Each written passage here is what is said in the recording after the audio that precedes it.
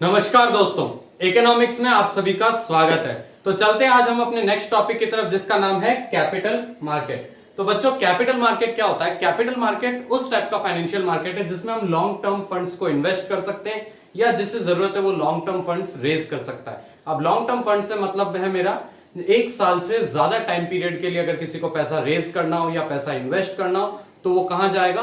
वो जाएगा हमारे कैपिटल मार्केट के अंदर। और कैपिटल मार्केट के दो पार्ट्स है बच्चों। दो पार्ट्स कौन कौन से हैं कैपिटल मार्केट में? एक आता है, एक टाइप है हमारा प्राइमरी मार्केट और दूसरा टाइप जो कैपिटल मार्केट का वो है हमारा सेकेंडरी मार्केट। तो अभी आज के वीडियो में हम देखते हैं प्राइमरी मार्केट क्या होता है और इसमें किस तरह से पैसा रेज किया जाता है। प्राइमरी मार्केट क्या होता है बच्चों? प्राइमरी मार्केट वो मार्केट है जिसमें हम लोग फर्स्ट हैंड सिक्योरिटीज में डील करते हैं या जिसमें न्यू सिक्योरिटीज इश्यू होती है, यानी जो हमारी सिक्योरिटीज है जिनसे हम पैसा रेज करने वाले वो फर्स्ट टाइम जिस मार्केट में इश्यू होगी वो होगा हमारा प्राइमरी मार्केट। इसीलिए इसको हम न्यू इश्यू मार्केट भी बोलते हैं। In this market securities are sold for the first time. और ये प्रोसेस कैसे होता है, इसके कुछ मेथड्स हैं कि किस तरह से प्राइमरी मार्केट में सिक्योरिटीज इश्यू की जाती है। तो आइए वन बाय वन मेथड्स को डिस्कस करते हैं। सबसे पहला मेथड हमारे सामने आता है बच्चों, public issue through prospectus. Public issue through prospectus क्या है, इसकी हम बात करते हैं। इसमें क्या होता है कि कंपनी जो जनरल पब्लिक है उसे प्रोस्पेक्टस इश्यू करती है जिसमें कंपनी के बारे में कुछ इंफॉर्मेशन रहेगी, जैसे कि purpose of funds being raised, यानी कंपनी जो पैसा रेज करना चाह रही है वो पैसा क्यों रेज करना चाह रही है, उसका पर्पस क्या है, कंपनी की पास्ट फाइनेंशियल परफॉर्मेंस, उसके फाइनेंशियल स्टेटमेंट्स वगैरह कैसी उसकी परफॉर्मेंस है, प्लस कंपनी का किस तरह का बैकग्राउंड और उसका फ्यूचर प्रोस्पेक्ट्स क्या है कि वो फ्यूचर में किस तरह से ग्रो करना चाहती है। तो इस तरह से कुछ कंपनी के बारे में इंफॉर्मेशन होगी उस प्रोस्पेक्टस के अंदर और जनरल पब्लिक उस इंफॉर्मेशन को अटेंड करके ये विचार बना सकती है कि उस पर्टिकुलर कंपनी में जनरल पब्लिक इन्वेस्ट करना चाहती है या नहीं करना चाहती। और फिर उसके बाद कंपनी क्या करेगी? अपने शेयर्स निकालेगी थ्रू आईपीओ। आईपीओ का मतलब होता है इनिशियल पब्लिक ऑफर, यानी डायरेक्टली जनरल पब्लिक को अपने न्यू सिक्योरिटीज देगी और न्यू सिक्योरिटीज में फिर जनरल पब्लिक इन्वेस्ट करेगी। कभी कभार इस प्रोसेस में अगर हम बात करें तो बैंकर्स, अंडरराइटर्स वगैरह कुछ इंटरमीडियरीज भी इन्वॉल्व हो सकते हैं। और अगर हम बात करें तो ये इश्यू थ्रू प्रोस्पेक्टस या आईपीओ की अगर हम बात करें तो इसके थ्रू कंपनी एक ही बार में बहुत सारे इन्वेस्टर्स को इकट्ठा कर सकती है, बहुत सारे शेयर होल्डर्स तक को क्या बोलते हैं हम अपने शेयर्स इश्यू कर सकती है, पैसा रेज कर सकती है एट द सेम टाइम। तो ये इश्यू थ्रू प्रोस्पेक्टस का हमारा जो है वो प्लस पॉइंट होता है। नेक्स्ट मेथड है हमारे सामने बच्चों offer for sale. Offer for sale में क्या होता है? ऑफर फॉर सेल में कंपनी डायरेक्टली जनरल पब्लिक को शेयर्स या सिक्योरिटीज इश्यू नहीं करती। कंपनी क्या करेगी कि कंपनी एक फर्म ऑफ ब्रोकर्स, क्या ब्रोकर जो है इंटरमीडियरी, उसको शेयर्स या सिक्योरिटीज सेल करेगी और वो क्या करेगा? वो जनरल पब्लिक को थोड़ा हाई रेट पे ये सेल कर देगा, जिससे क्या होगा? उसका भी प्रॉफिट हो जाएगा। लेकिन इस चीज का फायदा हुआ क्या? इस चीज का फायदा ये हुआ कि कंपनी को काफी कुछ फॉर्मेलिटीज और कॉम्प्लेक्सिटीज होती है जब कंपनी डायरेक्टली जनरल पब्लिक को इश्यू करती है शेयर, तो उससे कंपनी बच सकती है और वो जो बर्डन है कंपनी का, जो फॉर्मेलिटीज कॉम्प्लेक्सिटीज का, वो बर्डन ब्रोकर के ऊपर शिफ्ट हो गया। तो कंपनी को थोड़ी आसानी रहेगी अपने शेयर जनरल पब्लिक को ब्रोकर के थ्रू सेल करवाने में। तो इस चीज को बोलते हैं बच्चों offer for sale. Next method आता है बच्चों हमारे सामने प्राइवेट प्लेसमेंट। प्राइवेट प्लेसमेंट में क्या होता है? कंपनी अपनी सिक्योरिटीज एक फिक्स प्राइस पे इंटरमीडियरी को सेल करती है। कंपनी ने इंटरमीडियरी को फिक्स प्राइस पे सिक्योरिटी सेल की और वो इंटरमीडियरी क्या करेगा, यानी वो इंटरमीडियरी फर्म भी हो सकती है, वो इंटरमीडियरी क्या करेंगे? वो सेलेक्टेड क्लाइंट्स को, कुछ सेलेक्टेड क्लाइंट्स को अपने वापस वो सिक्योरिटीज हाई प्राइस पे इश्यू कर देंगे। ऑफर फॉर सेल में क्या था? जनरल पब्लिक को इश्यू कर रहे थे, लेकिन यहाँ पे कुछ सेलेक्टेड क्लाइंट जैसे LIC, UTI, इस टाइप के जो क्लाइंट्स है, ये LIC UTI में हम जैसा पैसा लगाते हैं तो वो लोग भी कहीं ना कहीं इन्वेस्ट करते हैं। तो LIC UTI वगैरह ये क्लाइंट्स इन कंपनीज की सिक्योरिटीज खरीद लेंगे। अब इसमें वो क्यों खरीदेंगे? क्योंकि कंपनी उनको पूरी डिटेल्स भी बताएगी कि उस कंपनी का फ्यूचर प्रोस्पेक्ट क्या है, उसकी बैकग्राउंड वगैरह सब कुछ बताएगी, तो वो सिलेक्टेड क्लाइंट्स को उसमें इन्वेस्ट करने में थोड़ी आसानी रहेगी।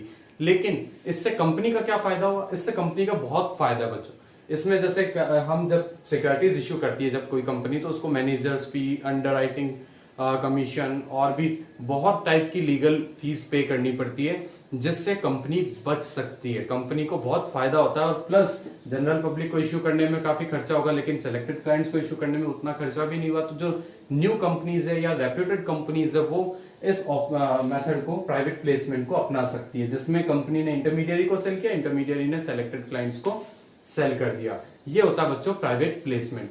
नेक्स्ट आता है बच्चों हमारे सामने राइट इश्यू।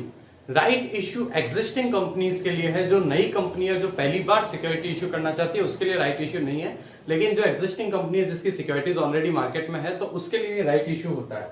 अब राइट इश्यू क्या होता है बच्चों, कि सपोज कोई कंपनी है, उसने पहले अपने कुछ शेयर्स रेज किए, आपको पता होगा कि कंपनी वापस भी पैसा रेज कर सकती है, ऑथोराइज कैपिटल अलग है और इश्यूड कैपिटल अलग है। तो अगर हम बात करें तो कंपनी ने पहले कुछ पैसा रेज किया, उस टाइम पे कंपनी के जिन शेयर होल्डर्स ने शेयर खरीदे तो उनके पास कुछ प्री एम्प्टिव राइट्स होते हैं, मैं यहाँ पे लिख देता हूं, उनके पास बच्चों कुछ प्री एम्प्टिव राइट्स होंगे। प्री एम्प्टिव राइट्स का मतलब होता है कि उन्हें थोड़ी सी प्रायोरिटी मिलेगी जब कंपनी वापस शेयर इश्यू करती है। तो ये किस तरह से चलता है इसको हम देखते हैं। जैसे सपोज कंपनी ने शेयर इश्यू किए 1 लाख के, एक छोटा सा एग्जांपल ले रहा हूं बच्चों, 1 लाख के शेयर इश्यू किए और ये एक शेयर होल्डर था ए जिसने 1000 के शेयर खरीदे थे, 1% मान लो, ठीक है। तो अब कंपनी ने जब 1 लाख के शेयर इश्यू किए थे, इसने 1000 शेयर खरीदे थे, अब इसका 1% हो गया सपोज। अब सपोज कंपनी वापस शेयर इश्यू करना चाहती है, वापस कंपनी ने 2 लाख के शेयर इश्यू किए, तो अब कंपनी क्या करेगी, शेयर्स को डायरेक्टली दूसरों को ऑफर करने से पहले कंपनी इन शेयर होल्डर्स को जिन्होंने उनका पहले इश्यू सब्सक्राइब किया था, जिन्होंने उनके शेयर्स पहले खरीदे थे, उनको उनके प्रपोर्शन में ऑफर करेगी। अगर वो खरीदते हैं तो ठीक है, नहीं खरीदते तो कंपनी दूसरे लोगों को ऑफर करेगी। जैसे कंपनी इनको 2000 शेयर ऑफर करेगी 1%, तो 2000 अगर शेयर ए लेता है तब तो बेटर है, और ए नहीं लेता तो फिर कंपनी दूसरों को इश्यू करेगी। इस टाइप के इश्यू को बोलते हैं राइट इश्यू। ये राइट इश्यू जो है वो कंपनीज एक्ट के अकॉर्डिंग एकदम क्या बोलते हैं, हम बोल सकते हैं मैंडेटरी होता है, ठीक है। तो ये होता है बच्चों हमारा राइट इश्यू। और इसके पीछे का कारण क्या है बच्चों, इसके पीछे का कारण ये है कि अगर सपोज कंपनी नया इश्यू कर रही है और इसे ऑफर नहीं किया, तो अब देखो कंपनी की ओवरऑल कैपिटल 3 लाख की हो गई, लेकिन इसके शेयर 1 लाख के ही रहे, सॉरी 1000 के ही रहे, मतलब इसका 1% से भी कम का कंट्रोल हो गया। यानी कंपनी के नए इश्यू करने की वजह से इसका जो कंट्रोल है वो ऑटोमेटिकली लूज हो गया। इससे बचने के लिए और कंपनी के जो शेयर होल्डर्स है उनको उनका कंट्रोल रिटेन करवाने के लिए राइट इश्यू का प्रोविजन लाया गया है। नेक्स्ट बच्चों हमारे पास आता है ई-आईपीओज या इलेक्ट्रॉनिक इनिशियल पब्लिक ऑफर। ये क्या है बच्चों, ये एक ऑनलाइन सिस्टम है एक्सचेंज का। अब ये ऑनलाइन सिस्टम एक्सचेंज का है, उसमें होता क्या है कि कंपनी एक रजिस्टर्ड ब्रोकर वगैरह अपॉइंट करेगी और वो ब्रोकर क्या करेगा, वो एप्लीकेशन से इनवाइट करेगा, उनको शेयर्स वगैरह इश्यू करवाएगा कंपनी का, और ये सब काम जो चलेगा ये सब काम ऑनलाइन चलेगा, ऑनलाइन सिस्टम ट्रेडिंग इसमें चलेगी। और अगर हम बात करें तो कंपनी को ऐसे जगह रजिस्टर भी, एक ऐसे एक्सचेंज में रजिस्टर भी करना पड़ेगा अपने आप को जिसमें उसने प्रीवियस सिक्योरिटीज इश्यू करते टाइम रजिस्टर नहीं किया था। यानी प्रीवियस सिक्योरिटीज जिस एक्सचेंज में रजिस्टर की थी उसके अलावा कोई किसी दूसरे एक्सचेंज में रजिस्टर भी करना पड़ेगा कंपनी को, और ये सब काम जो होगा वो कंपनी के मैनेजर्स वगैरह, इंटरमीडिएरीज वगैरह कंट्रोल करेंगे। तो ये जो चीज होती है ये होती है इलेक्ट्रॉनिक आईपीओ। ये आईपीओ की तरह, ये इनिशियल पब्लिक ऑफर है, इश्यू थ्रू प्रोस्पेक्टस की तरह, बट ये क्या होता है कि पहले हमारा जो ये सिक्योरिटीज वगैरह में डीलिंग होती थी ये फिजिकल फॉर्म में होती थी, पेपर वर्क होता था, बट आजकल जो है वो डिजिटल फॉर्म में या ऑनलाइन ट्रेडिंग होती है। तो वो जो वहां पे हमारा मेथड चलेगा वो होगा ई-आईपीओज या इलेक्ट्रॉनिक इनिशियल पब्लिक ऑफर। तो आज के वीडियो में बस इतना ही बच्चों। वीडियो कैसा लगा, आई होप अच्छा लगा होगा। अगर अच्छा लगा हो तो लाइक कीजिए, चैनल को सब्सक्राइब कीजिए और बेल आइकन को भी प्रेस कर दीजिए। और आपको अगर कोई भी डाउट होता है तो उसे हमें कमेंट सेक्शन में लिखकर बताइए। Thank you.